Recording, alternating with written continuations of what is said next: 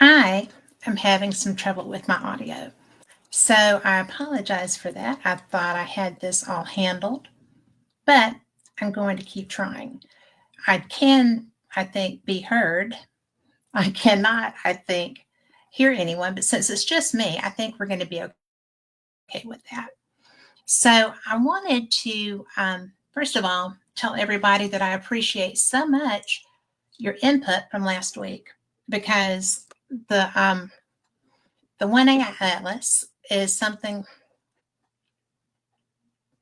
3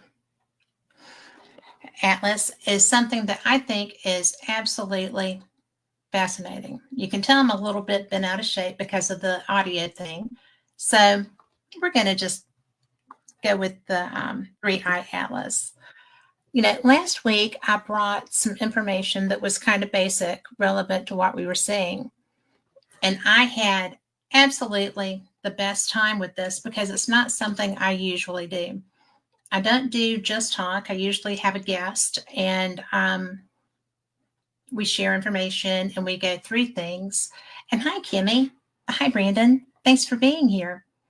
You know, but this is something that I am a member of the Scientific Coalition on UAP Studies. I'm not a rocket scientist. I'm not a physicist. I'm not anything except a participating community member. But I am vastly interested in this, and to be afforded the opportunity to spend time with the scientists who are members of this group has been so educational for me over time.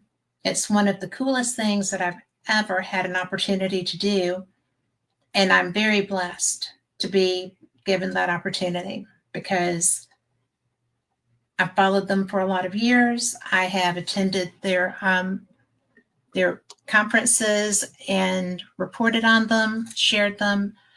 And this is something that since I was young and saw things in the sky, and I don't really share much about that either, but it's real.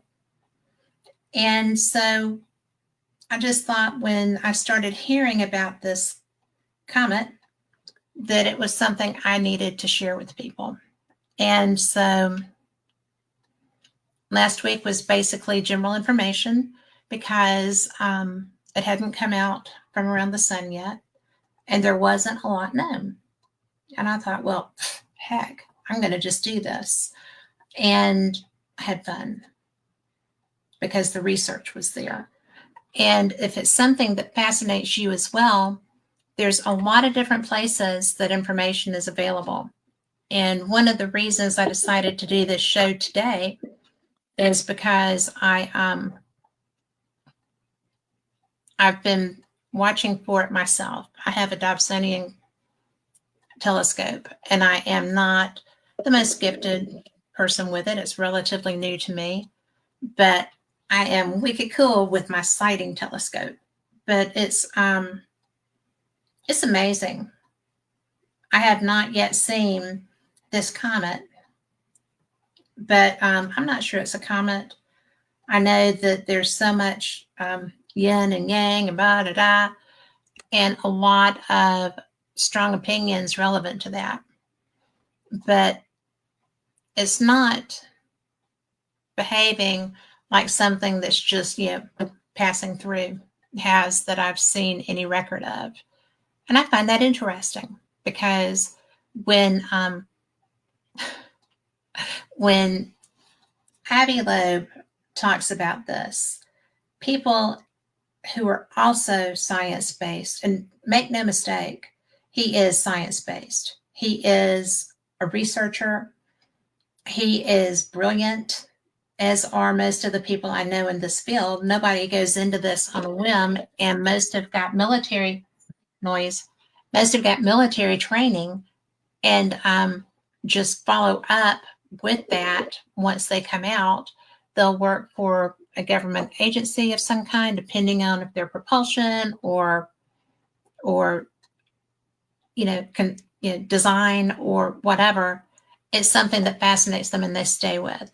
And I found that there are a lot who have had or seen, experiences that made them want to feel like that made them feel like they needed to stay in the research side of this, for lack of a better and less discombobulated explanation.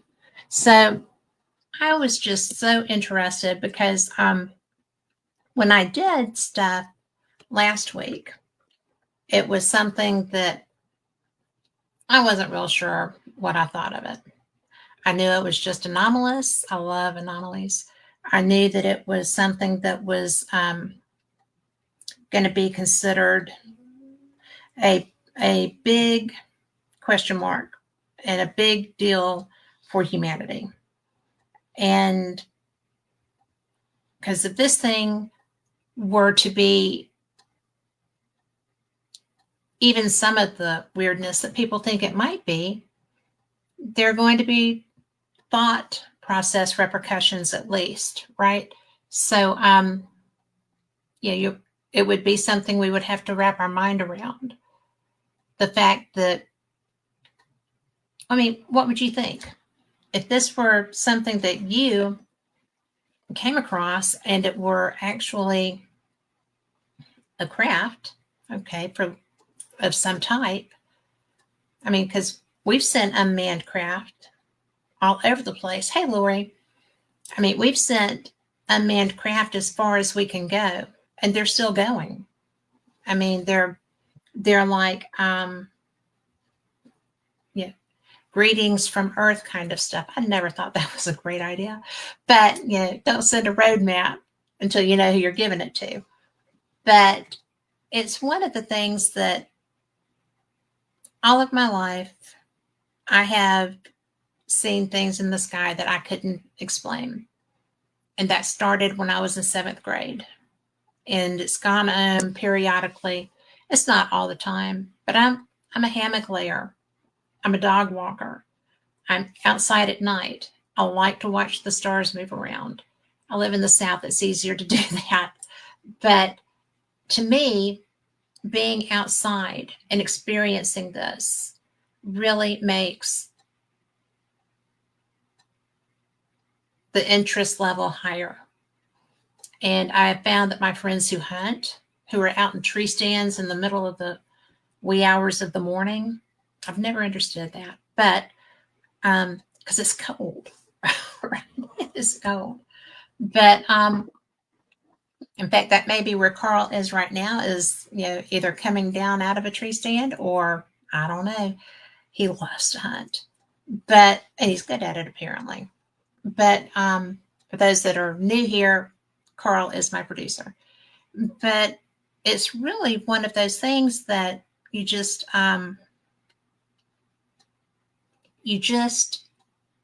know that you see things you can't explain. I'm also, to be full disclosure, I'm a paranormal investigator too. So anomalous things don't trip me out, and I'm always curious. And I think that there's not a big stretch between interest in one anomalous thing and interest in what a lot of people assume are other anomalous things. I don't think that spacecraft from other places is necessarily anomalous. I think it's very presumptuous to think that we're the only game in town. I say that all the time. The fact that we're a relatively, I would think, young civilization. Okay, so I think that we have gotten to where we're sending unmanned stuff far from us, but we have not gotten anybody really farther than the moon. And for whatever reason, we haven't been back. I think there's reasons for that. But I wanted to recap a little bit about from last week's show. This is only the third total interstellar object that we are aware of, that we have seen. and tracked. And that's just since 2017. And in 2017, we were flipped out that we got, if you didn't listen to me last week, I'm going to apologize to you now because I have so much trouble with this word, Oumuamua. And 2017, that's crazy. In 8 years, we've gotten 3 of these when we've never been aware of them at all in the whole time that we've had a space program. So I think that's kind of trippy. But I did think that it was really cool that they named that a messenger from far away arriving. That's Hawaiian for that. And so with it, there was unexplained acceleration, but there was no tail. And then in 2019, we had Tuai Brisop, which was, it was ejecting water vapor. It was having action. There were reasons for it to be moving. And then with this one, I got even more interested in this one because it comes out of Sagittarius. It comes directly from where the WOW signal came from. The WOW signal was a radio signal picked up. Oh gosh, I should have written down the year, but I did not. I apologize. But it was picked up, and the guy is trying to interpret it. The receiver, listening guy, was trying to interpret it, and he was like, oh, wow, this is from outer space. This is wow. So the fact that we received communication, perceived communication from there, also this is coming from there. It's a double whammy. It's a double Coolio thing. And let me look and see what year the WOW signal came, because I think that's going to be something that is relevant to what we're looking at here for the conversation. So, well, fiddlesticks. I am not. I was having a little bit of issue trying to get on tonight, so I'm a little bit discombobulated, trying to get all my grieving going on. So we'll find out the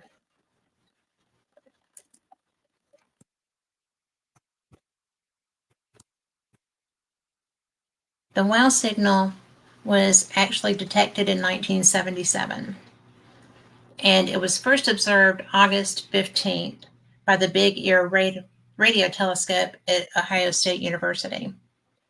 And so, Lori, there you are, represented even as we speak. Hi, Victoria. And and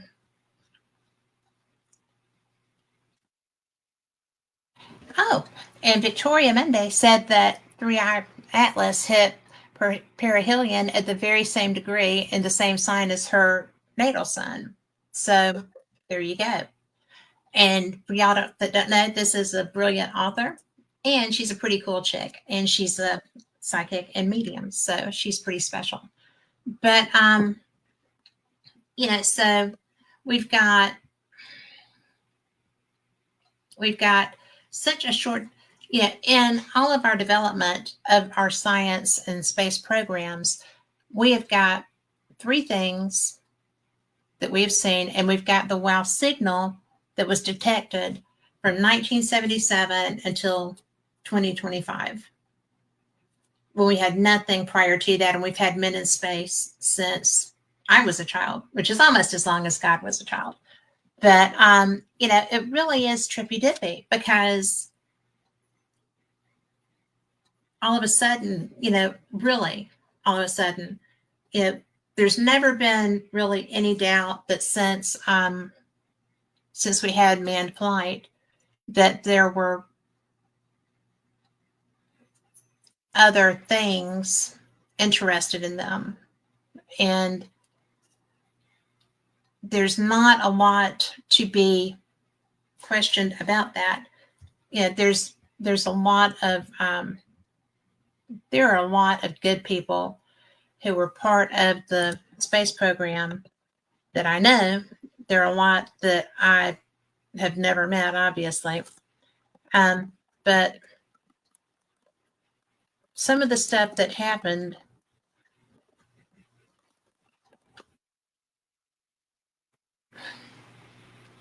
is just weird. I'm trying to get this.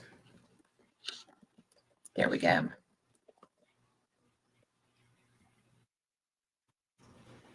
So, Edgar Mitchell, who was the lunar module pilot for the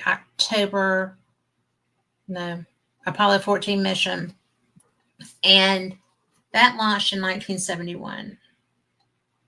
Launched in January on the 31st, landed on the moon February 5th, and he was the sixth person to walk on the moon. And then he retired in 72. But there's a program that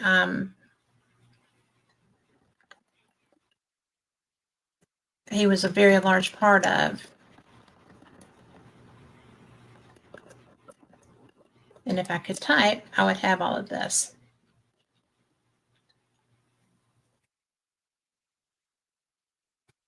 And it's called IONS, which is the Institute of Noetic Sciences. And it is a nonprofit research center, scientific research center. And it's very cool. Okay. It's really something that very few people are aware of if they don't have these experiences. But it's Institute of Noetic Sciences, and it's a nonprofit scientific research center and direct experience lab specializing in the intersection of science and, well, gosh, now I can't remember. I will get it. But experiences. It does a lot of different things. It's profound human experience. There's consciousness. They do so much. Dean Radin is, I believe he's the director now. But if you will look at them, it is Noetic, NOETIC.org. And I'm telling you that this group does the most amazing research. They have publications, they have groups that you can, seminars, webinars that you can participate in. They have, they're just trying to bring people who have abilities or people that don't. It's trying to bring knowledge and knowing together. It's how humanity is connected, how we have, like, an example. I'm getting tongue-tied, guys. I apologize. But it's so cool because it's working in how we have interconnectivity. When I am upset or something happens, my husband can be at work and I'll get a phone call. My husband he's very empathetic to me. He's very loving and caring for me, but he is not an empath per se. He is not psychic. There's nothing except for the bond that we share between us. We've known each other since I was 19. That's a long time. So anyway, it's really pretty cool. And, my best friend is in chat, Lori, and we have connectivity of that nature also. And if one of us is upset, generally we can tell that. I think that Victoria is talking about the Hopi prophecy, which speaking about the blue star appearing at the end of the fifth world. Oh, come on. It turned, now 3i did turn blue once it came around the sun. And that's true. But, I've also seen other blue stars, but that is a great point. But, the whole thing with this is simply that nobody knows what this is. There's a lot of speculation. There's a lot of people that are like, oh, it's all aliens. And, it is an unusual craft because we don't understand it. Doesn't mean that it's not something that's natural. I think that, there's a lot to go through, but it's not something I think that we should be fearful of. I've heard a lot of fear, and I don't really get why there's a lot of fear. We have stuff go by us all the time, and none of it to date has just completely been has such a overwhelming effect per se. And I don't know if it's just the fear of alien technology. There's a lot of science fiction movies that make us have that fear, but they wouldn't make them if they didn't sell, right? So, but right now, scientists actually need a lot more data before calling it alien tech, because right now there's just educated guesses. Is it behaving in this way? Is it behaving in that way? And there are things that it's doing that lead one to have questions. And Dr. Avi Loeb, I heard quite some time ago, in the context of this situation, say that it was having non-gravitational acceleration. Well, yes, but with comets, the water vapor, as they come near the sun, the water vapor heats up, is expelled because it's the steam, and everybody knows the steam either destroys it or comes out. It's coming out, which is normal for comets. And the steam, the discharge, the space of the tail, creates thrust, which moves the comet. It'll give it a boost or whatever. And Victoria, just so you know, I wasn't trying to belittle the blue star, the Hopi prophecy, because this could well be that. Well, nobody knows what it is. It's anomalous. So there's that. But this week it's been zipping. It's been moving away from the sun, just crazy speeds, up to 250,000 kilometers per hour. That'd be a ride, wouldn't it? And people say I drive fast, but but it's like a cosmic speed demon. That would not be me. I got to tell you though, if somebody gave me something that I could go light speed at and not run into things, girl, I would. But but it is heading back to deep space, because ostensibly once it comes through here, it's going to move on out of our solar system, moving into another. And Oumuamua was doing that as well. I mean, it's just these great big monoliths, big old monoliths, apparently, that are just moving through. I don't know that anybody really knows how they're doing that. I'm sure that I'm going to have all kinds of emails and text messages when I get off of here that says, well, don't you know how these are propelling? No, I don't. So, because from what I understand, there is no gravity away from a body that has gravity to hold things on it. So I don't know. And I'm not going to lie and say I do, because that would just be silly. If anybody listening does, please feel free to get in the chat. You can, if you're listening to this on the Things Network on Facebook or on Born TV, Bill of Rights Network, then you can do that. If you are listening on the YouTube channel or the Fate YouTube channel, wherever you are, and you understand the propulsion of these interstellar objects, I am definitely up for a lesson. I don't have an ego that's going to disallow that to happen. But it is just what it is. And, the European Space Agency used Mars data to nail down its path. And folks are buzzing about a faint radio signal they picked up, sparking all sorts of theories. And overall, it's putting on a show before vanishing for good, cool stuff for stargazers. And I think that it is. And,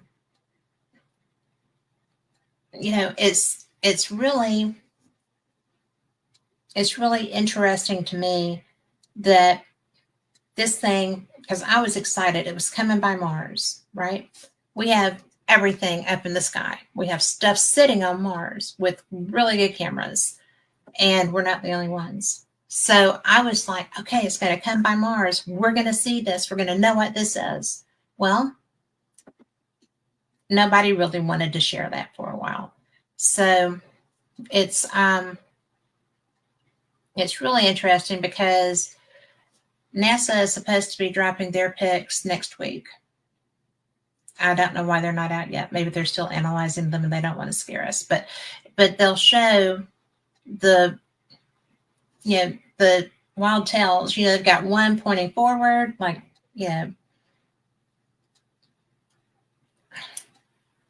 like an anti-tail from the gas jets, and then a fresher, brighter one trailing behind that popped up after fading out. So I don't know. But I just think it's so cool because, it is cool stuff for stargazers like me because, Avi Loeb did say that there's a possibility that this is a craft. He said that last week. And, but I thought it was too soon to say. And so, what do I know? I am not Dr. Loeb. But, totally fair. Scientists need way more data before calling it alien tech. But right now, it's just all educated guesses. But if I were to put anybody's educated guess ahead of someone else, it would be him. I think that he is one of the best guys in that field. But a lot of scientists are actually kind of confused with what they're seeing because it's different. And some of the anomalies are racking up. And I'm going to revisit Dr. Loeb. I understand that there's like 12 anomalies that he's calling out. And to me, that's kind of confusing because one was just added today. And again, he's putting these in his posts and in interviews. Anytime you see an interview with Avi Loeb, go watch it because he really is brilliant. I think he's really jam up at explaining these things, and it's not going to hurt you a bit to watch an interview with him. He is brilliant. You can go online too and just Google him, Avi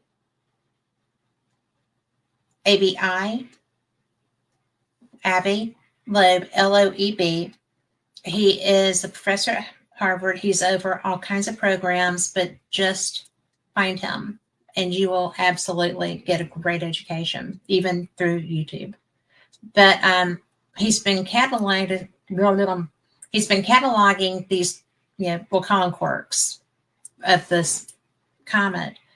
And he's called out 12 anomalies that don't quite fit the usual comet playbook, football-oriented town. But so just to kind of break them down,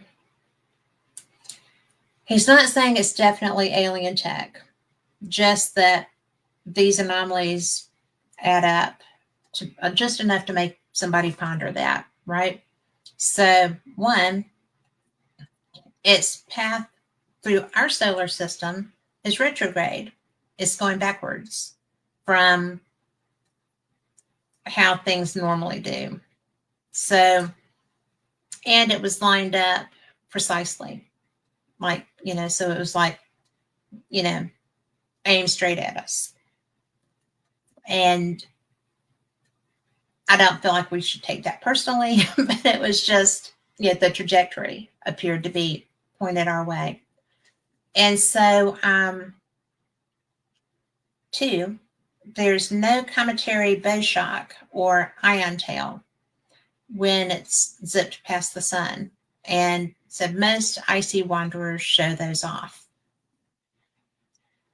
That was one of the things that when I was reading this last week, trying to get ready for this, I didn't really understand that. I'm not entirely sure that I do now, but the interaction which creates the tails are the ice is melted, it steams, it blows out, and it can blow out. You've got the dust and stuff on it coming one way from the motion, and then when you get a blowout that way, it's kind of like, and it's stuff moving in both directions. It's kind of cool. That's why there's two tails. So the non-gravitational acceleration boost I mentioned before, is speeding up more than gravity alone should allow. And that's hinting at like hidden pushes. And obviously the thrust coming by the sun, that's there. So I'm not really sure why that was something that caught his eye. Maybe it was just too much for what was expected given the propulsion they knew they would see. And that's a mathematical equation that is beyond my my ken. Not really, I could do it, but these are people that do that all the time. For the weird anti-tail that's pointing forward like it's got exhaust blasting ahead of it, and instead of just the trailing behind. That's unusual, apparently. This was kind of cool. A sudden new tail popping up after the old one faded out. So that kind of flips the script, right, on how comets fade. Then, and I mean, I'm serious. I did not know that there was an ebb and flow to comets. I thought that they just kept on, as they were going, because I've seen comets go by, and that's pretty cool. I was so, not going to lie, the only one I've got a lot of experience with, and it's not a lot of experience, Halley's Comet.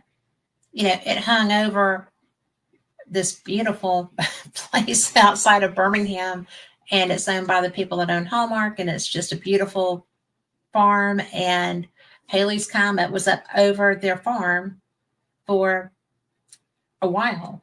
And so if you wanted a photo op, you could get one. But so I just found that interesting. But the weird anti-tail pointing forward like it's got exhaust blasting ahead instead of the dust trailing behind.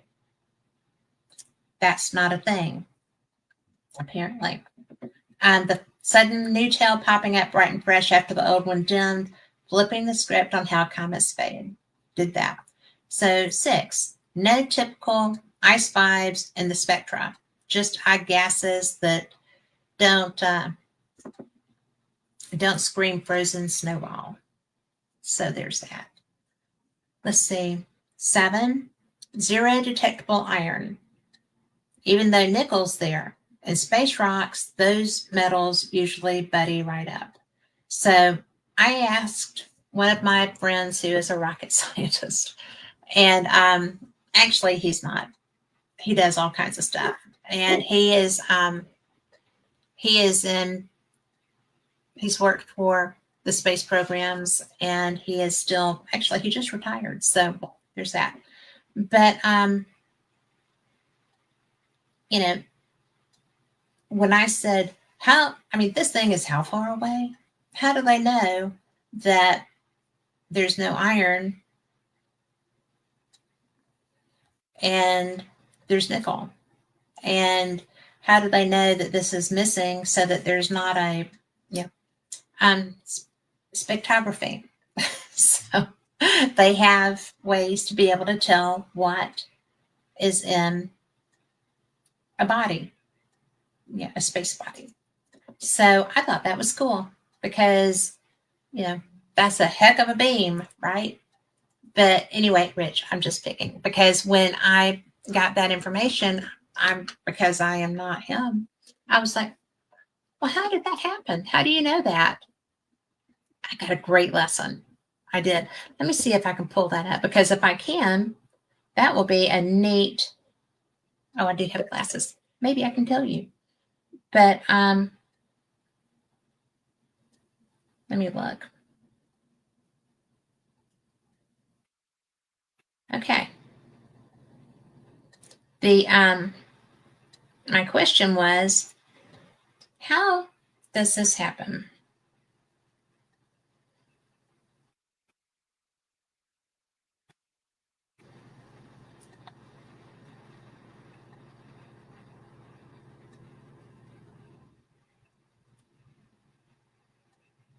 All right, solar winds can play havoc, usually creates the comet tail.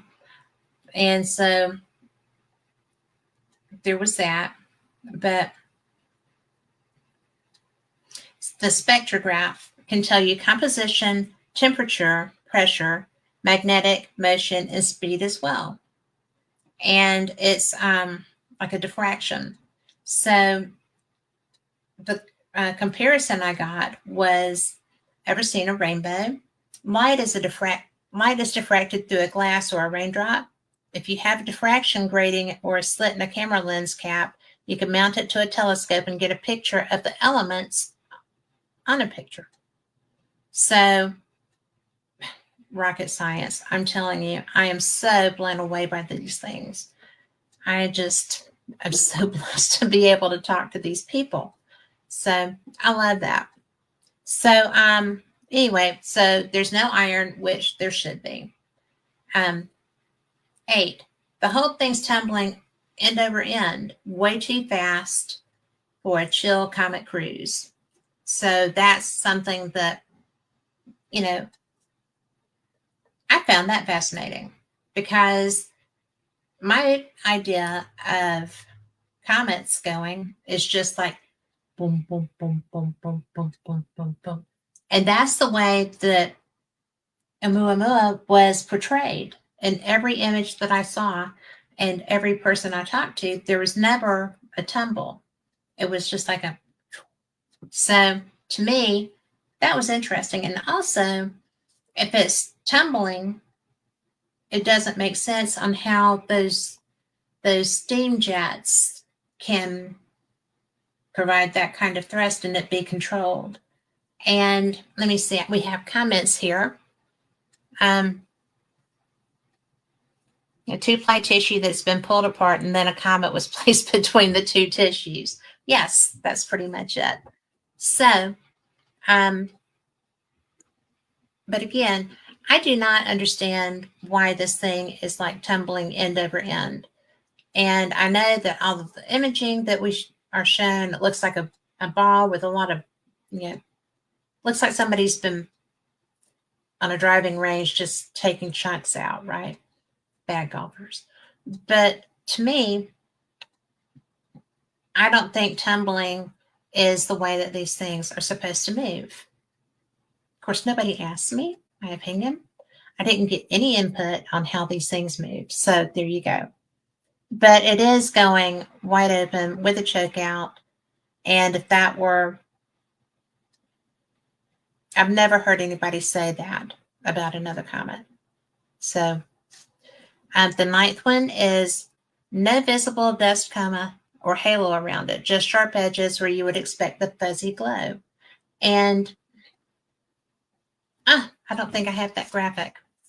Let me look. So, because I tried to keep this.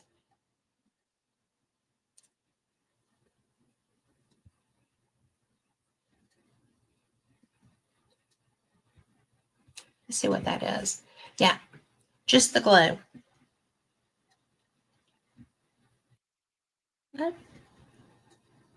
You know, it's right there has a glow. This was from July 21st, so that's several days old. And then here it's just kind of like it's got the tail on it. So that doesn't make sense unless this is not really where I pulled it down. It said that that's what it was. We'll go back and look here in a minute. But anyway,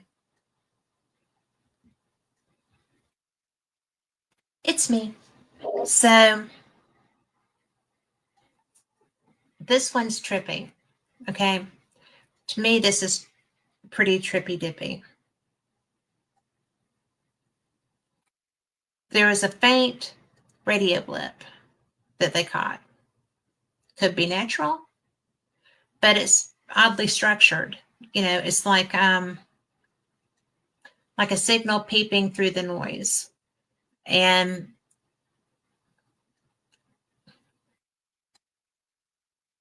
I think that the radio blip is, I didn't think that it would be something that would be considered anomalous. I figured that perhaps it would be creating some sort of electrostatic that would pop up and it could be interpreted that way. But apparently this is one of the things, you know, it's people thought it was a beacon, like a not like a beacon, but like a transmission or a beacon. But it's not. It's turns out that it's a natural glow from hydroxyl molecules, OH, that telescopes picked up as it swam close to the sun. That's the gas you get when water ice evaporates and splits apart under solar heat, like the steam from a boiling pot. And comets do this all the time, so it's not unexpected. It's totally expected for an icy visitor like this. And Avi Loeb flags it as an anomaly because the signal's faint and it's really oddly structured, you know, kind of narrow band in spots, pretty much too tidy for outgassing. So it's more like a weak modulated transmission. So that's something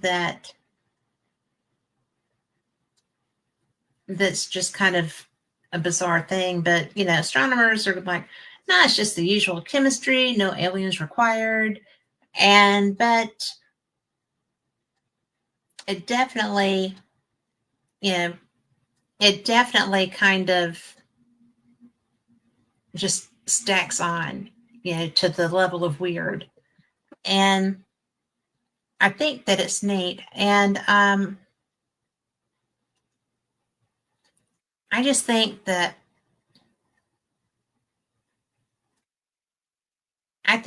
the structure of that is kind of what makes it even questionable, because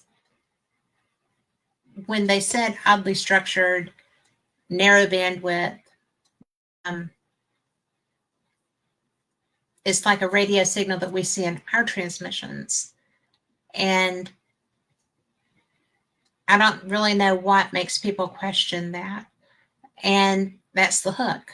You know, it's like the signals tuned to specific frequencies, almost patterned, echoing how we humans encode radio waves for comms, not the broad, messy smear you get from a random comet gas, right? Expecting or exploding into space. And I think, you know, he's eyeing it as a possible modulated whisper, maybe left over from tech, because natural OH lines from water breakdown are usually whiter and fuzzier from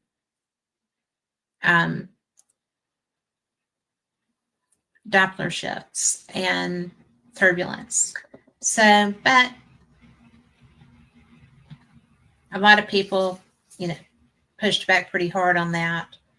And they said it's just the hydroxyl radicals, back to the hydroxyls again, absorbing radio waves at precise wavelengths, totally standard comet chemistry. And so no encoding necessary, and any structure is from the telescope setup or the gas flow lining up. And I just don't even know what I think about that. But the flip side is that no one's caught a repeat or decoded yet. So it's 90% natural, 10%. But fuels that little bit of wow moment. I think it does. And I just find it fascinating that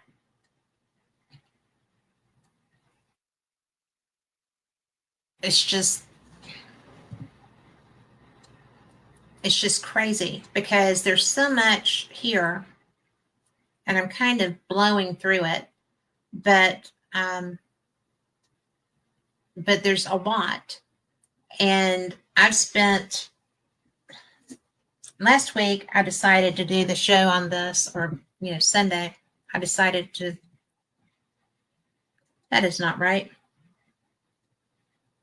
Wednesday, I decided to do the show on this because I found it interesting. Then last Sunday, I did this, but when I didn't have nearly the information available, and I'm not a rocket scientist. I'm not an astrologer, astronomer, or anything of that nature. I am a person who hosts 2 anomalous topic radio shows. I am absolutely blown away by the fact that this is something that is a natural phenomenon, but it's blowing a lot of scientific minds out of the water. And these are people that I know, and I don't mean blowing out of the water like their hair is on fire. I mean blowing out of the water because this is so cool. And this is only the 3rd one ever, and it's happened in this short time frame. And this is something that absolutely, positively is unexpected. It came from some place that we've already had anomalous experiences from. The WOW signal was quite something. It's never been repeated. I have spoken with Seth Shostak, who is SETI, and he has assured me that there's never been anything indicative of extraterrestrial life, his experiences with the things that they've researched there. For probably 10 years, I had my computers running the SETI program. It's a global thing. And I never saw anything. So the fact that now all of a sudden these objects are showing up, they're coming through deep space. They're, here we had an energy burst, right? That people thought was a radio signal, narrow bandwidth, specific, then it's just really something that you wouldn't really think that this would be something that skeptics would be looking quite so hard at discounting. They're looking for a way to discount it. But they kind of are. These are the same people. They spent their careers discounting alien stuff. Or anything that looks too perfect gets extra scrutiny. And really, honestly, it's the way science works, right? You know, you don't get to claim probe or whatever unless you rule out all of the other things. You don't get to go jump straight to anomalous until you've ruled out everything. And I think that I saw a writing that said, so while Loeb's anomalies sound sexy, the skeptics have the ace up their sleeve. No one's been able to repeat or amplify the blip under lab conditions yet. So if you're looking or you're trying to prove or disprove, or if there's something that's just so different, right? What is that? Extraordinary claims require extraordinary proof. They do. And so you have to rule out all the boring explanations first, right? So is it boring? With this being there, I don't think there's anything boring about it. And I do say, and I do agree, that extraordinary claims require extraordinary proof. And I think that it's the way of the beast. So, you know, it's these are the same people who have spent their entire careers discounting alien stuff. All of the things, alien stuff. And, you know, I work for Fate Magazine. I am the host of a show that is all about anomalous things. Yeah, don't you love when that lighting does that? Anytime I move out of frame, it's just hilarious. But, you know, this is our new issue. And I'm going to not be able to get it right. But the cover article is the Skinwalkers. And the wonderful Stevie Tombstone, a great musician, you should check him out, actually wrote that article. And then the UFO phenomenon is a follow-up article in there, Easter Island, and more. And I just thought, because this just came out, so you can find it online. If you run across me at an event, I'll have some with me. I'll be glad to share them with you. But you know, this has a lot of really a lot of really great articles. I'm going to turn that light. I'm failing miserably. No, I'm not. There we go. But one of the things that's in here, UFOs, a realistic assessment, which I think this was put together before this situation, so I'm going to be interested in that. Chestnut Ridge, which is actually written by Maxim Furyk. I've had him on a couple of times this year. He's a great guest, a great writer. You'll enjoy that. Space Mystery in Russia, written by Alexei Arkhipov, The Power in Your Hands, Remembering John Mack, which is written by Keith Thompson, Lilydale Then and Now by Ron Nagy, Easter Islands Rongorongo Glyphs. That is a Robert Schoch article.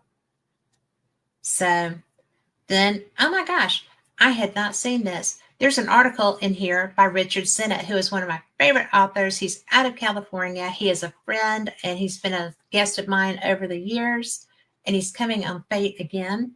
So yay, I missed that. But his article in here is Ghost Boy of the Confederate. Y'all are gonna love him. So, you know, I do a show for the magazine that carries these kind of articles. We are fascinated. The very first Fate magazine was the Kenneth Arnold story.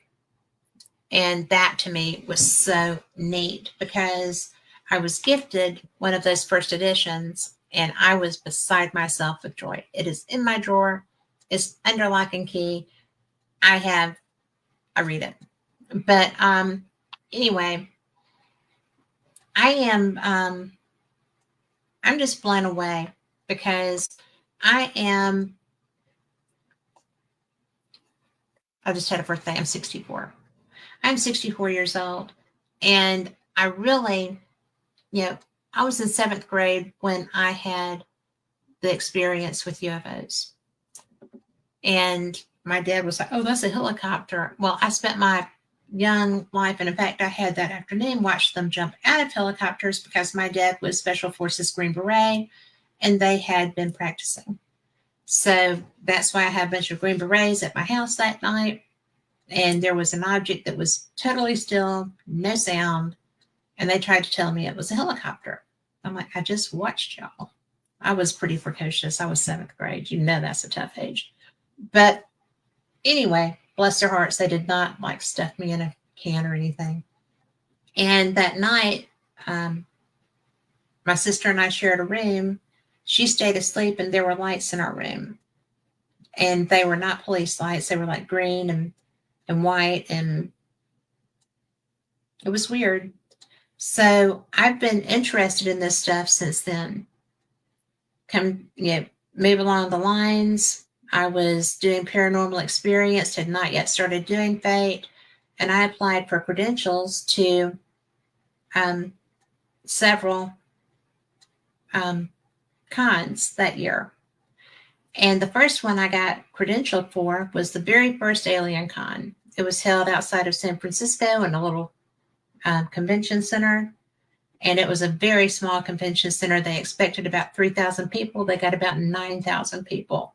It was a madhouse. It was all of the regulars from Ancient Aliens plus George Noory and a lot of other people as well. It was crazy.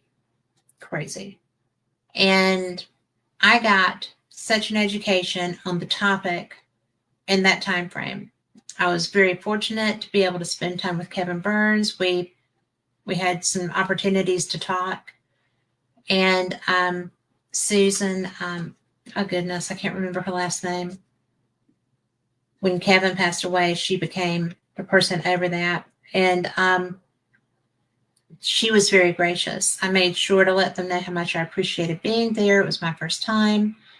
And that's when I first met George Noory and his producer, Tommy Danheiser, who is somebody I call a really good friend. He's a nice man.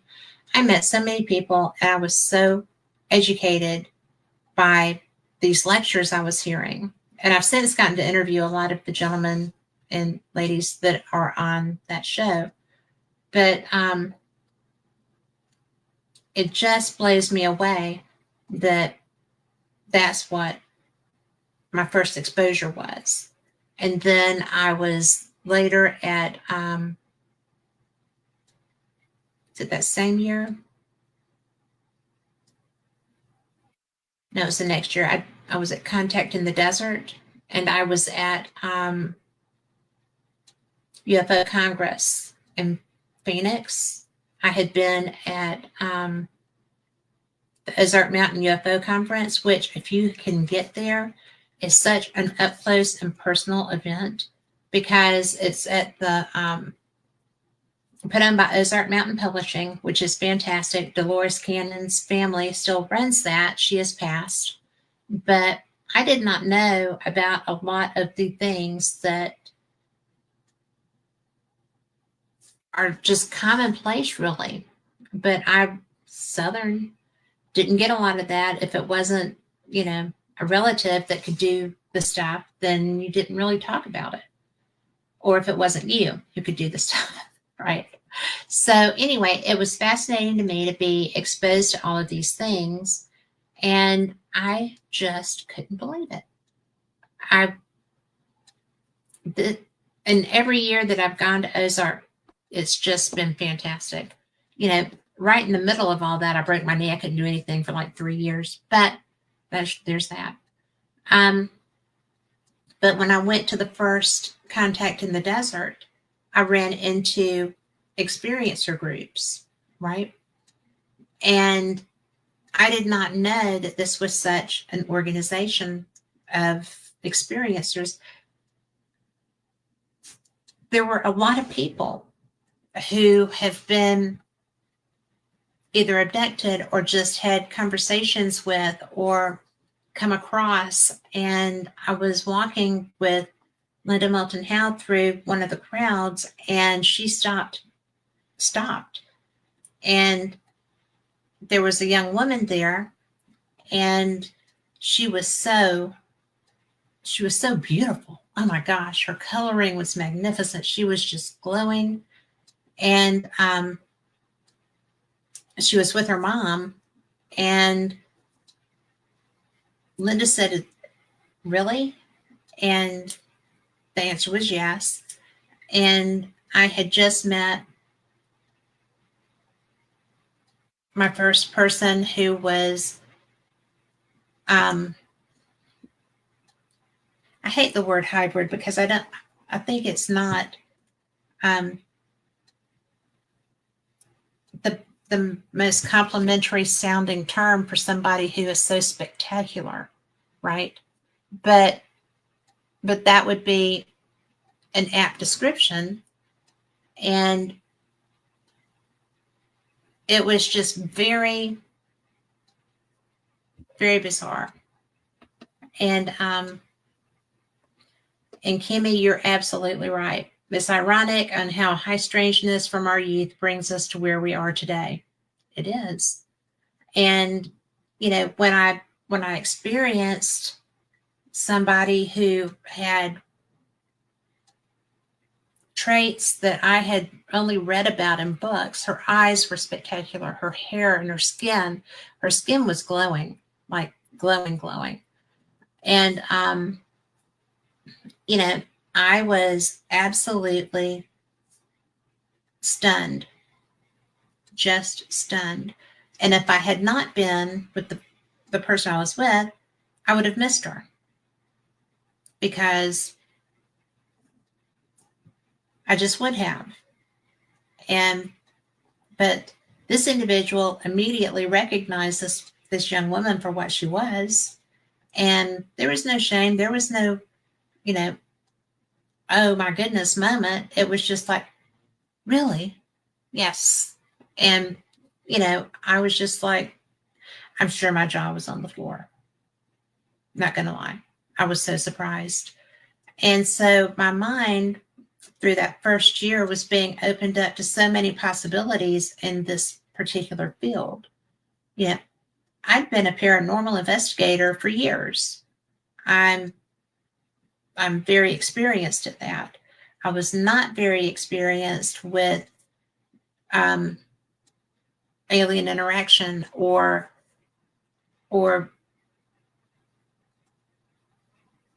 relationships or things of that nature.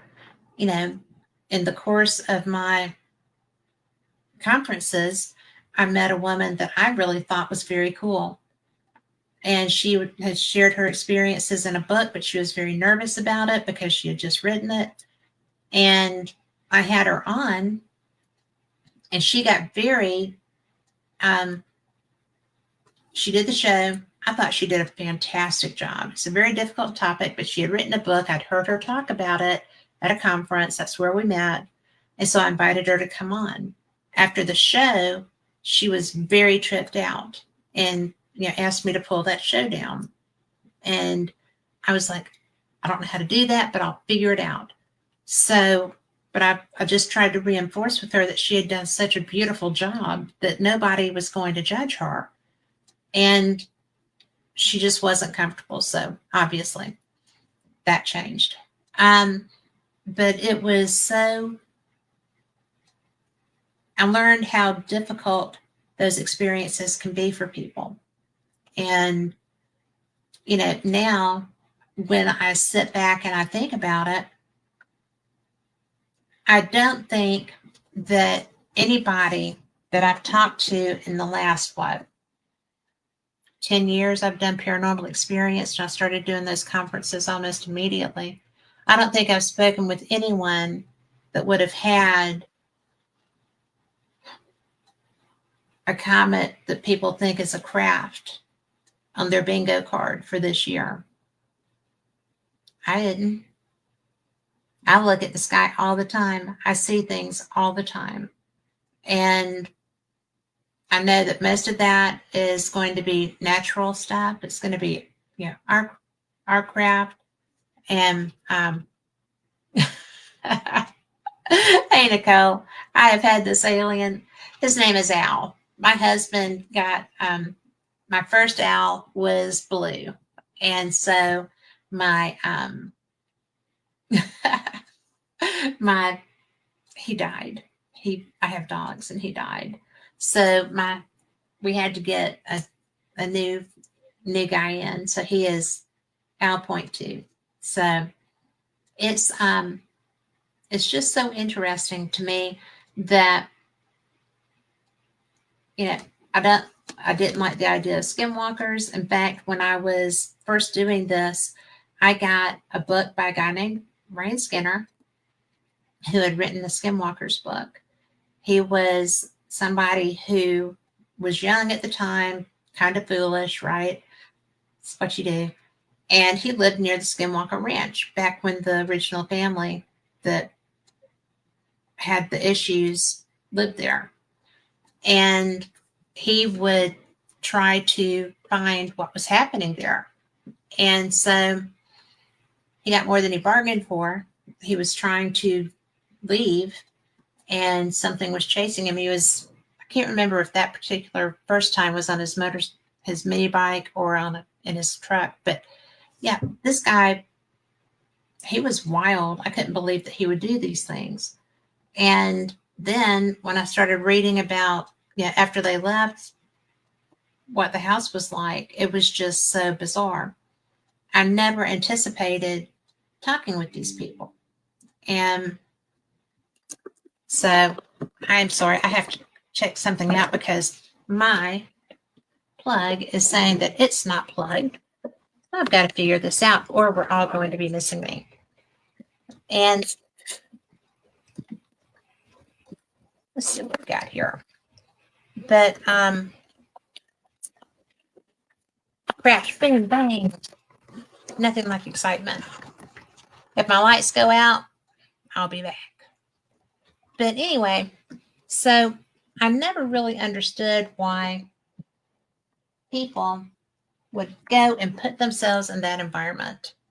I would never do that. To me, that's way trippy dippy. And I don't know why this does that. I have done that twice, and both times it turned off. Oh, I know why. I don't understand it. We'll just talk amongst ourselves while I do this. But I sit there and I think all these people that are doing work that I find absolutely fascinating. And, when I am talking to them, found it. But when I'm talking to them, it's a very bizarre. This is going to turn off again. Sorry, but I'm still here. Better for the light to go off than the computer to go off, and I can always reconnect that. But it's really all these people that go into these situations. Like, I thought that Ryan Skinner was a nut because of the things that I was reading in this book. I was not well versed in Skinwalker Ranch. Obviously, I'd heard of it because we all had, but it was just something that it was like an old wives' tale or something. It wasn't something that I took seriously, that I thought was a real. God forgive me. I don't mean to sound like I am that person, but I didn't think that it was real. And then when I started reading about it, I was like, holy cow, this stuff is real, or these people think it is. And then, and then the next owners of Skinwalker were having experiences too. And now, Brandon has it, and all of the other stuff that goes on there. And like I said, I have been reading about this place for, oh gosh, at least 30 years. And so then, it turns out that this stuff is for real. And now I know people that are on it now. And to me, it's just kind of like, well, who wants to be doing this, right? I don't think that it's a good idea. And I I think that one of the things that gets me, and I know that goodness only knows Travis catches all these, you know, comments about, you know, rockets, rockets, rockets, rockets. Well, he is a rocket scientist, right? And I think that it's really interesting to me to watch how it's gone from one way of researching it to another way of researching it because you're trying to get into where you think stuff is. And so that makes life interesting. But, then all these people that are like, well, there's no such thing as, men from Mars or whatever. And it's like, well, yeah, we've been to Mars, but we don't have all the information that we should have from those expeditions. Where's the, you know, I feel like we should be getting that feed 24/7. That's what I think. We've got the stuff there. It's solar powered. Let's see it.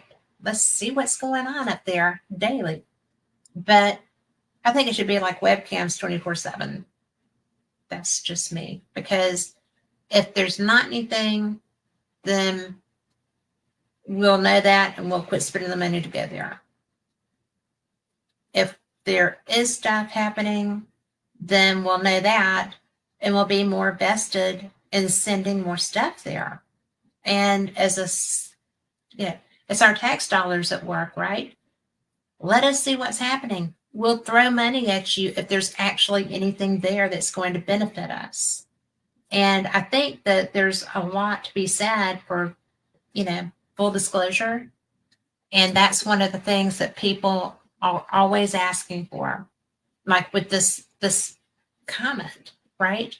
Is it a craft? Why is it behaving this way? This is not normal, comet behavior. Where is the, you know, where is the explanation for what we're seeing? Because there's not a lot happening here that doesn't, you have propulsion, you have unknown methods of propulsion happening ostensibly. So let's find out why somebody that knows this stuff thinks that this is anomalous. Let's find it. And, there's a lot to be said for keeping things quiet, maybe. back in the 60s when people were afraid of the men from Mars, when, you know, the people were still traumatized from the somebody help me out with the movie Orson Welles. Well, you're so going back. War of the Worlds. You know, people were so stressed out from Orson Welles and the War of the Worlds. You know, I think that was our first test as a society. You know, how are they going to react? If we tell them that this stuff is happening, what are they going to do? Well, we failed as a society. People jumped to their deaths because they thought that Orson Welles' show was real, right? So, can't have disclosure. People are going to die. And so that was then. This is now. We have so many people who are having experiences. We have so many people who have, you know, are in the abductee society. They not society, but, you know, classification. We have so many people who have all kinds of experiences, not just horrible ones, great interactions, friendships, whatever, relationships in like 3 cases that I know of, and I'm just me. But, you know, you have rocket scientists who are seeing things. You have pilots. Look at all of the stuff that Jeremy Corbell is bringing out with his movies and his footage. And, you know, there's actually stuff that's being, we have so many cameras everywhere. They're being documented. And then, you know, you've got brilliant films that are being put out, again by Corbell, but there's other people too. And, you know, you've got IONS, you know, the Institute of Noetic Sciences, which is trying its best and doing a great job of bringing people into ways of like working knowledge with consciousness and how you can build that. And you've got all these other things. You've got all these programs. You've got people, you know, equipment on Mars. You've got places they're trying to find a way so that we can live off this planet. Well, if you will show us stuff, if the government, if you're listening, if you will show us stuff, you know, if that planet was not just going to shoot through our solar system, but was coming at us, would you tell us? Fair question. Would you tell us before it was too late to do anything about it? If you had a plan in place to do something about it, it would have been funded with our tax dollars. And we have a right to know that. It's absolutely only right for us to do that, for us to have that knowledge. And personally, I do not understand,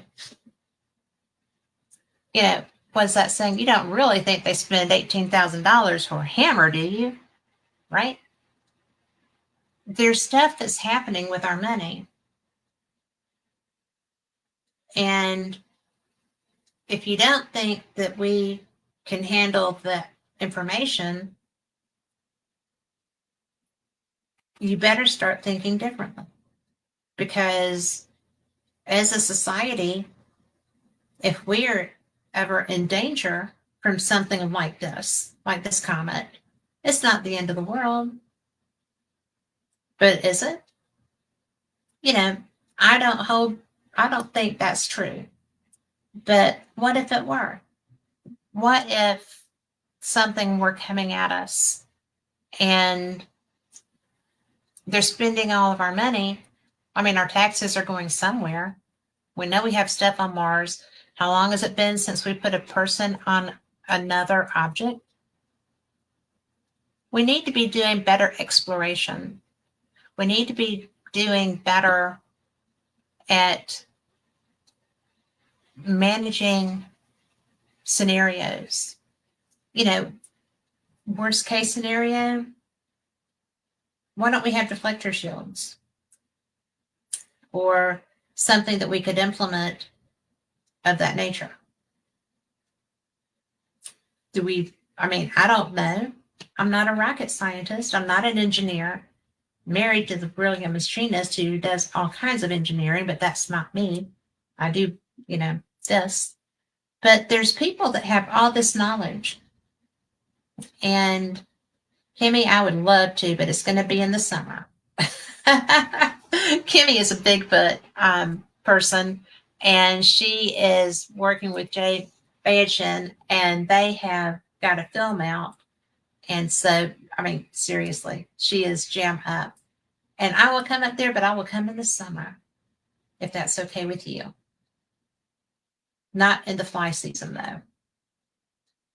But, and I will take you up on that, because I would love to be in the woods at night with you and Jay, because I would hide between the two of you. I don't like bears, and I don't like things that, slither and bite. I live in the South. We have just things that slither. But, I think that if nothing else, I think that having 3 interstellar objects in our skies, in our path, right, since 2017, 8 years, probably 7 if you count time actual. But, hi, Ray. But we have had this many objects in this short period of time. And if that was coming straight at us, we've got nothing. We have got, what is that old saying, bend over and kiss your butt goodbye? No, I don't want that. I want options. I want to know that our tax dollars are going to fund things that are actual benefit to society. I don't want to be spending $18,000 on a hammer. And I don't want somebody handling our money that thinks I'm stupid enough to believe that. I just sound Southern. I'm not stupid. So, it's just one of the more exciting things, I think, of our time, that we have this coming through. We had a Muamua coming through. We had, Tuai Brisov coming through. We've got, so far, 3 experiences. So far, officially, we've dodged a bullet now 3 times if this one doesn't hit us. And what's happening to protect us from these? And, if it's a craft, you should tell us that too, if you find out that it's a craft. Because we could handle that too. So, I'm on my soapbox. It's standing right here under my feet. I should probably step off right now. But, what do you think? We've got some people in chat. Nicole, do you think it's from God, the comet? Or Al? Because you were asking me about the alien. And it's nice to have you in chat too, by the way. But, I just think that, what we have happening, this is the 3rd time in 8 years. And it's actually, let's see, a little over 7 years. But, 2017, that was kind of interesting. But it also had unexplained acceleration. And it was just a rock. They actually showed what they said were images of that, right? So it did look like a flat rock. But it was what they showed us was of it just kind of, like zooming through. Just zoom, zoom, zoom. And it didn't, from what they showed us, it didn't have the tumble motion. It didn't even look like it rolled, based on what they shared, it just looked like it was like a surfboard going through, right? It was just flat. And it was flat. That was a very strange looking thing. But it looked like it would have made a good skipping stone, right? If you could hold it in your hand. But and then I don't recall seeing, and correct me if I'm wrong, if anybody in chat saw it, I don't recall two-eye bristle being reported on so much. Do y'all? I absolutely don't. I was surprised when I found it. And of course, that was probably when I was hurt and I wasn't paying attention to very much. So that's always a possibility. I lost a lot of time right in that period, but it's over now. So, and then now we have this one. And it's so much larger. And that's something I find interesting because I thought Oumuamua was huge. And this one, they said, is so much larger. And this one's round. And like I said, the graphics, I think they're graphics that they're putting up. I don't think it's actual imaging of this satellite, of this comet. But it's like a funky shaped rock, like roundish, with divots on it. So has it been traveling long enough that it keeps getting hit? And when it gets hit, that should knock its course off, right? So there's that. So would we actually know where it originated if that were the case, if each one of those divots was where it got hit hard enough to create that and knock it off course? There's so much to this stuff, right? I had no idea until I started talking about it. But I'm just so interested. I guess that the reason that they started changing the name, because like I said, with the first one, they gave it an actual name, a Hawaiian name. It's a really cool thing, a messenger, from afar arriving. It did. So, but again, no tail. So I found that odd. Comets have tails. And then you have, I don't recall Brisov, and then you have Atlas, which is pretty astounding. It really is pretty astounding. So I'm actually loving it. And now I can't get to where I wanted to be.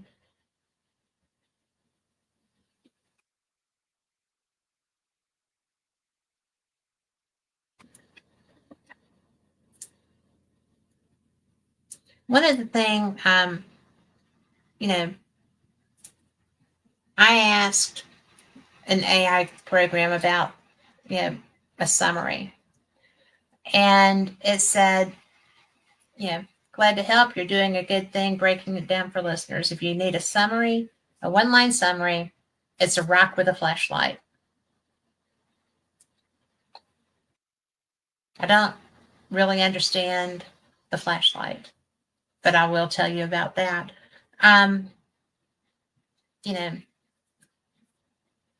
Tails, jets, glaring lights. It's something that it needs to be fun. It needs to be a learning experience because that's what it is. We've had 3 of these in this time period, but as far as we know, we didn't have any prior to that, or none that we were told about. So if if this is going to be a future thing, then I think we need to be more creative with naming them, make it fun, and don't be so don't be doom and gloom. We know it's a scary thing. We know it's kind of a freaky thing, but it's still a cool thing. It's going to be stuff that our kids are studying in school later. There's going to be books about these things. There's all kinds of really neat ways to play with this. It's there's just so much. Just so much. I think that, if nothing else, we need to be talking about, you know, educating ourselves about what's out there. Yeah, there's so many, you know, Dr. Loeb calls them anomalies, but it's just stuff we didn't know perhaps with the first one. And there was some talk about the weird the weird exhaust that was just like staying in position. And that's probably where it was just venting through, like with our jets, there's a path for the heat and the thrust to come out of our jet engines.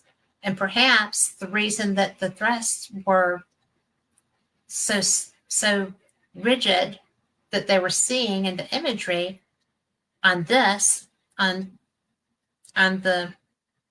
comet is because it was coming through slots that were cut through somehow, or maybe it's freaking engine, because who knows?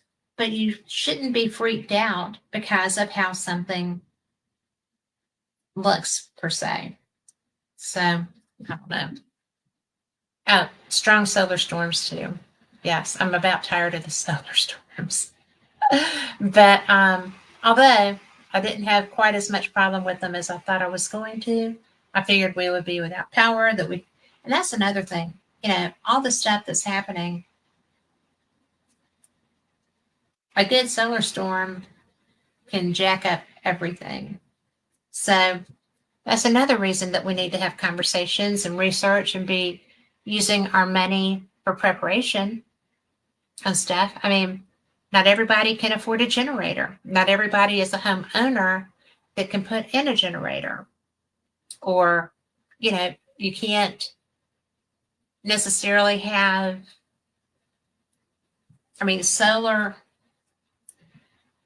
solar chargers and things of that nature are expensive. And in my experience, they have not been very reliable.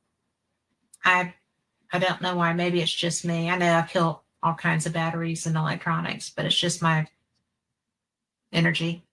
But that's always been. That's not just because I started hunting ghosts. This has been all my life. I just kill things. Couldn't wear watches. My grandma used to laugh because she would have to go buy a watch often. But we need to understand stuff. What do you do? How do you protect with this? I had said something about deflectors for the comets, asteroids, space junk that's coming in. And what do you think you would do with that? Kimmy, what do you think? Raymond, what do you think? I'm curious because Victoria, you're brilliant. So I'm just curious what other ideas you can have. Lori, if you're still there, you also are brilliant. Hey, Nicole. And you got ideas? I just wish that there were a way that we could have confidence that our government was working on this in a manner that was having a chance to have a real effect. And I am not somebody that's anti-government. I think that people decide that they want to be in government. They're either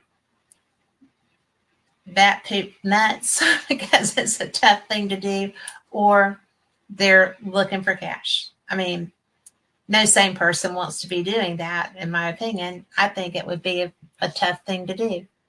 But, you know, we've got people like Dr. Loeb who are out here putting forth ideas, trying to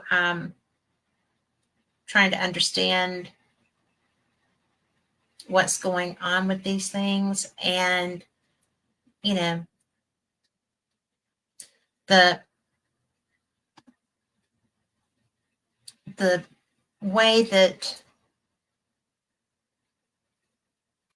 we keep seeing this, you know, the thrust. I'm going to change that topic because I want to talk about this before we go. But to me, the thrust is interesting, and I'm not really sure what I think of it, but I know it looks like precision engineering, right? Like thrusters in a well, low key kind of way, helping it hold formation. And, you know, I've mentioned that they were talking about it, you know, stable gas flows from uneven heating, but those thrusters, no wobble, no blur from the tumbling. Rates of straight over 1,000,000 kilometers, no wobble, no wobble. I mean, really. And yet it's tumbling. Pretty good engineering, really. So I wish I understood these things more. I'm trying to learn them. By the time I learn them, it's going to be gone. And we'll be looking for the next one and hoping that it doesn't come through and hit us. Although ostensibly this one was coming straight at us when it came out of its solar system into ours. And, you know, what do you think changed that? I got nothing. I got nothing. I don't know what would change that. I'm trying to learn. I'm getting better. But, you know, it's and I actually did ask. I asked the program, and it was just like, yeah, that's a head scratcher.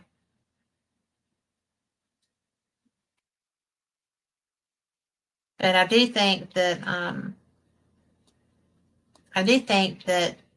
if I were to be breaking this down further, what would you want to know?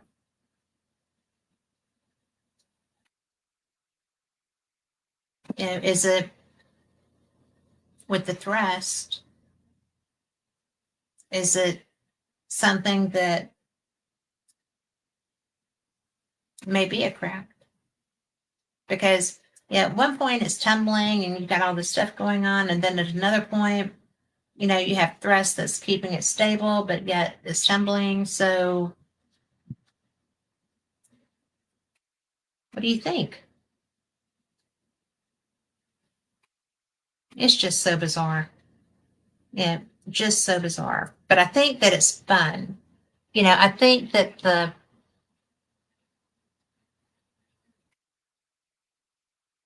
mystery, the mystery and the opportunity to see this is one of my favorite things. I mean, when I thought that it was already in range, you know, it was cold. I had that. I had my telescope out that afternoon to get it acclimated so that I would be able to see.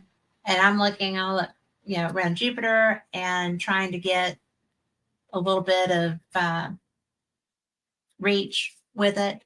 And I was just, but it was also a full moon. I was getting too much light in it. But I'm learning. It's not, I haven't used it that much yet. It's kind of new. And I got it from a sky gazer up in Huntsville that works for NASA. So it should be a pretty good telescope. But I am trying to look at this with wide-eyed wonder and get a chance to see it if I can, and trying to learn everything I can about it, because I think that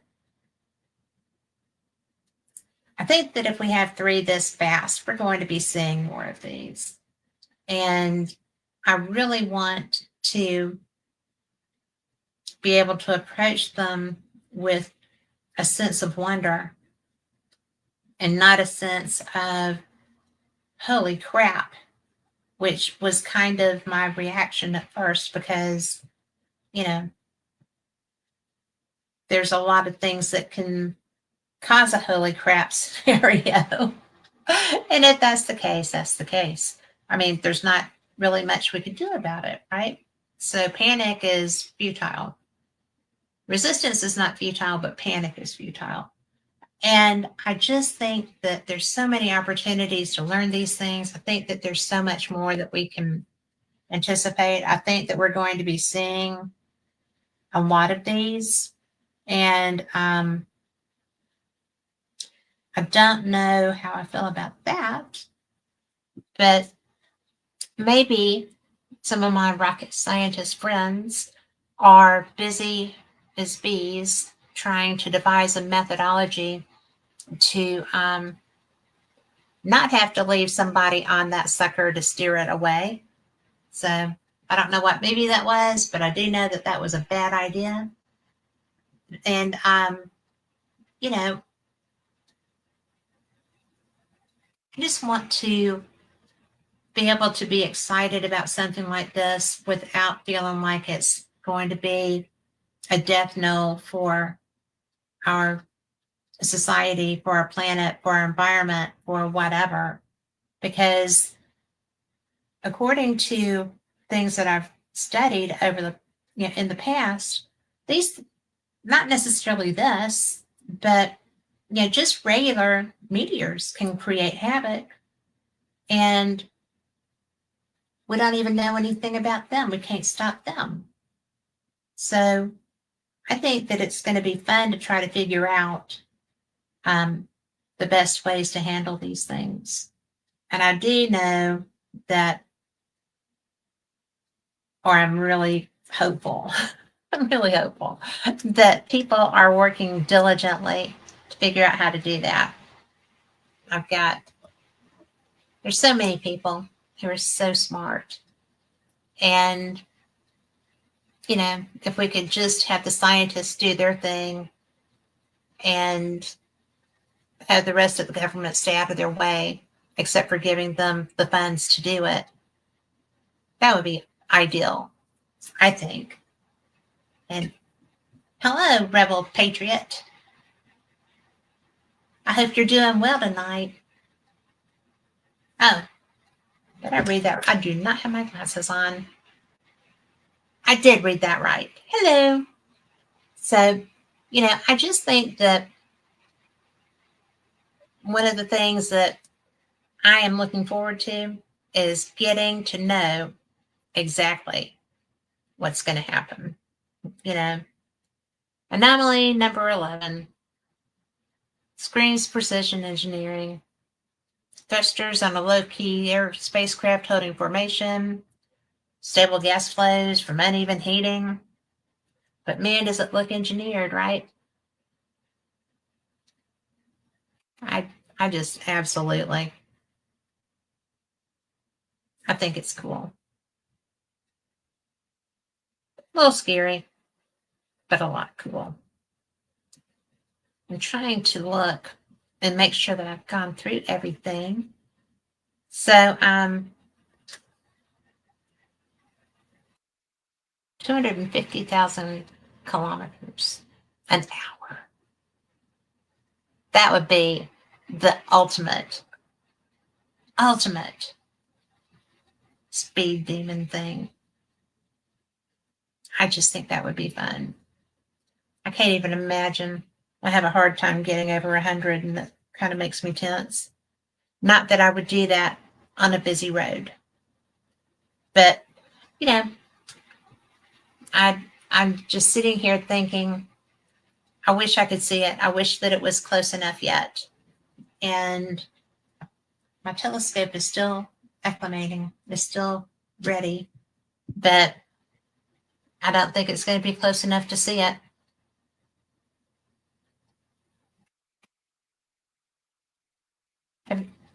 I mean, I don't know what region it's going to go over. So I think I hope that we can, right? But then again, it would have to be really big because I can see Jupiter. I have a hard time with some of the other planets, but I can see Jupiter, I can see Mars, I can I can sometimes see Venus, but I just think this would be cool. And I would like to be able to see it like we do Halley's Comet. But I digress. But anyway, that being said, I am going to be getting some people in. I've got one of our people out of Fate who are coming on in December, which is almost here. Gosh, this month is zooming by, guys. Zooming by. So provided the comet doesn't get us, right? But I have it's gonna be fun. I have oh, where did he go?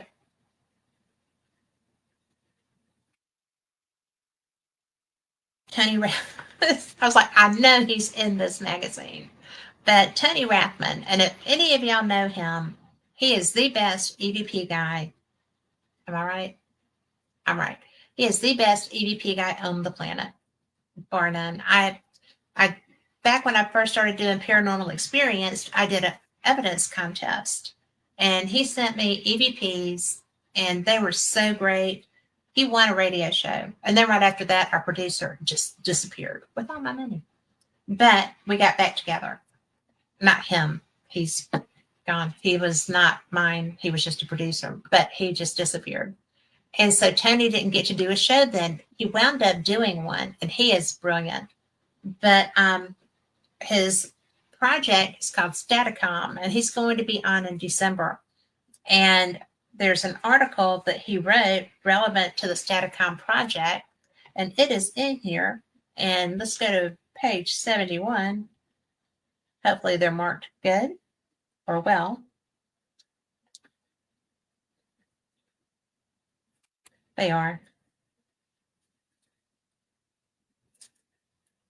Maybe. Well, you know what? I'm sitting here saying that. It's not. Now, you may have seen him at a convention somewhere, but this is the Staticom team. And it's Tony and Sherry and Ron and Louv. I probably said her name wrong. I'm so terrible with that. But it's the closest thing to Thomas Edison's phone to the dead. And I have used that. I have used Staticom with them. We were in Gettysburg, and I didn't even know they were going to be there. It was so much fun, but it has encompassed years of research into successful instrumental transcommunication methods and has led to the development of what we call Staticom today, which allows for real two-way communication using nothing but broadband white noise. And I'm telling you, this is the unique methodology gaining recognition in the field is considered by many to represent the future of spirit communication, transcending the limitations of ghost boxes or phone apps. And I will vouch for that because they had this running. There was a room of people, and I heard it calling out people's names. There were people that, came through whose names I recognized, and that was unusual for me.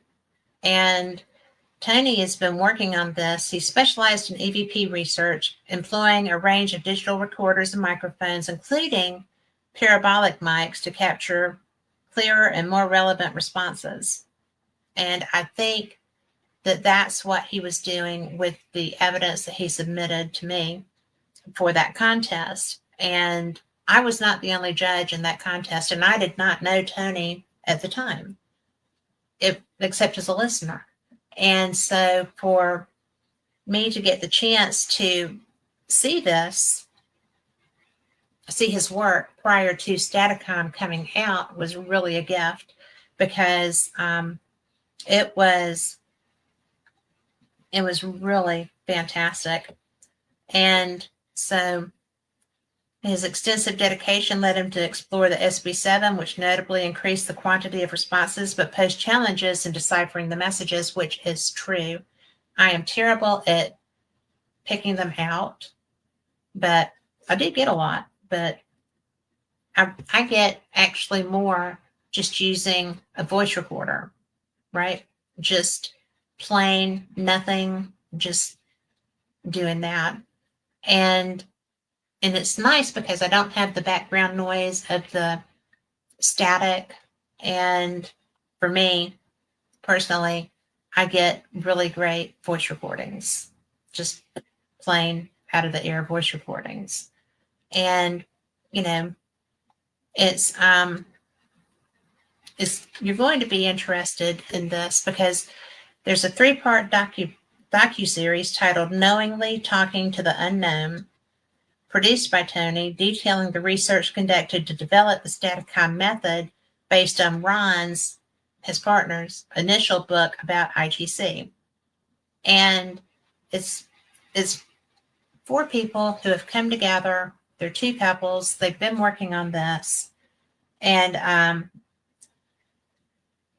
it's really going to be an interesting show. I do not know all the ins and outs of Staticon. I've just never asked. I just used it because we were in a convention setting and I didn't want to monopolize them. Although we do not ever try to find food in Gettysburg after hours. It was an adventure. We had somebody actually lock the door as we were walking up to it and then laugh. They were so happy. But we must have looked really hungry. We were just looking for something to go to. And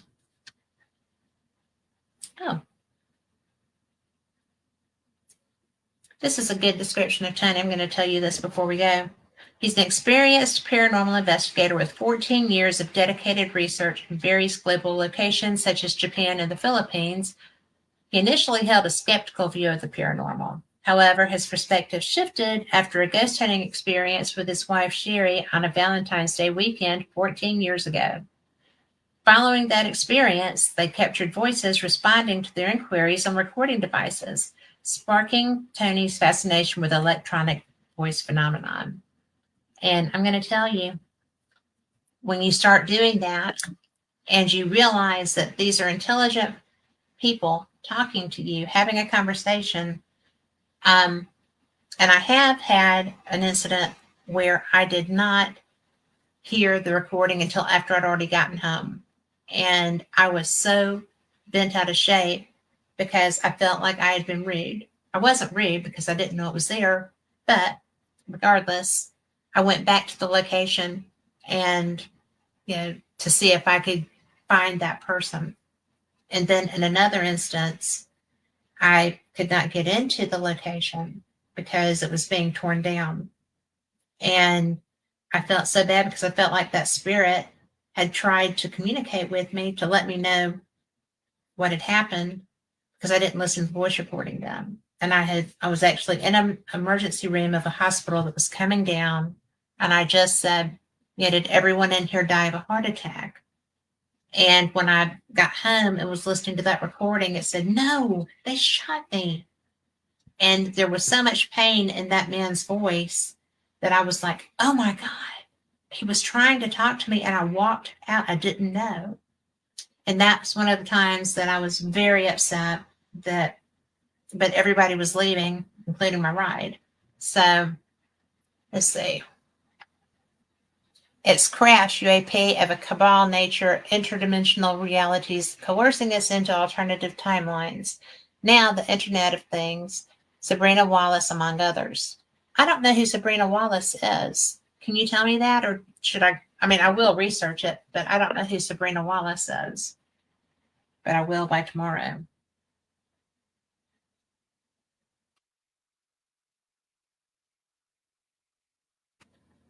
And why do you think that it's what alternative timelines do you think it's trying to coerce us into? Not being difficult. I'm just wanting to know.